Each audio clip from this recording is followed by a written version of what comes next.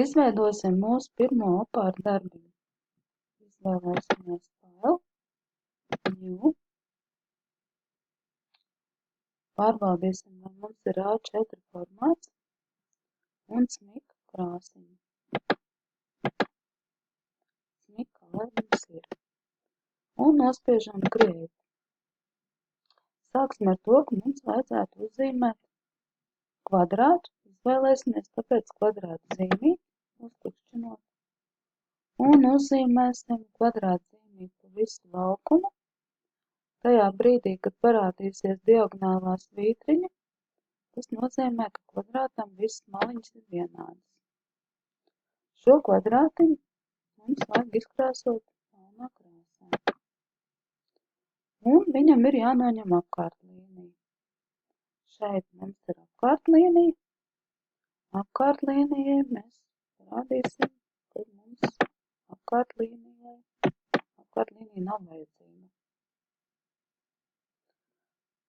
Tagad mums vajag uzzīmēt vēl vienu mazu kvadrātiņu, tādu, ko mēs ievietosim lielajam kvadrātam pa vidu. Piespiežot un turot, kamēr parādīsies centrs, atlaidīsim vaļā, kvadrātiņš mums ir centrā. Pēc tam šos abus kvadrātiņus ar augšējo kreiso būtiņu mēs iezīmēsim.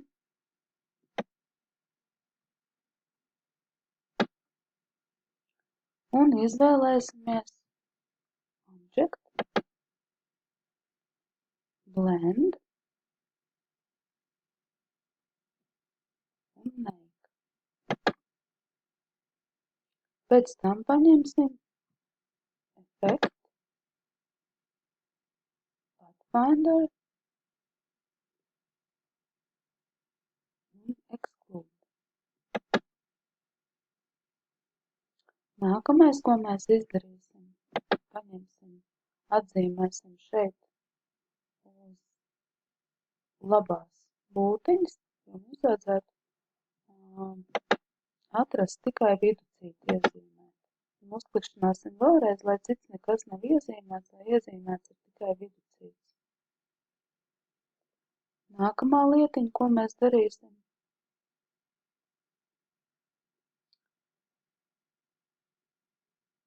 mēs divreiz uzklikšķināsim uz Blend Tool un izvēlēsimies Specified Steps 20, orientāciju, nospiedīsim Preview un OK.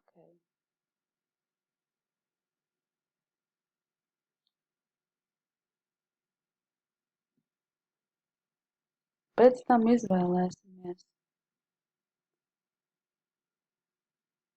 Effect,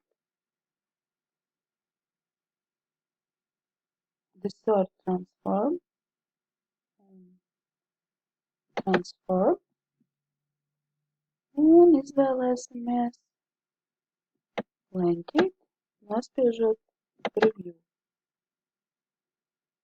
Un šādā veidā mēs varam Preview podziņu darbinot, paskatīties, cik lielā mērā mēs vēlamies objektiņu sagriezt.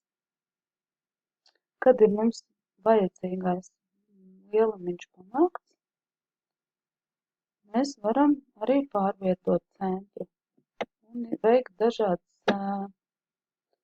virzienu maiņas, paeksperimentēt.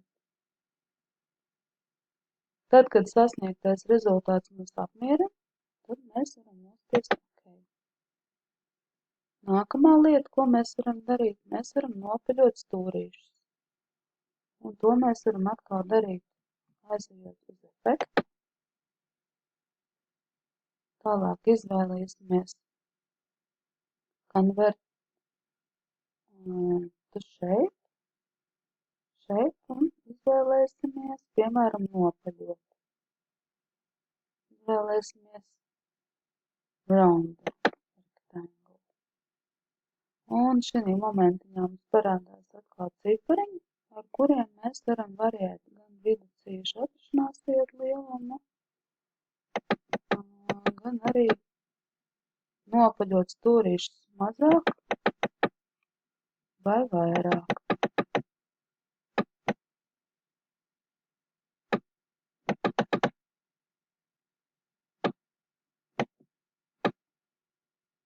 Tad, kad vēlamais rezultāts mums ir sasniegts, tad mēs varam pateikt OK.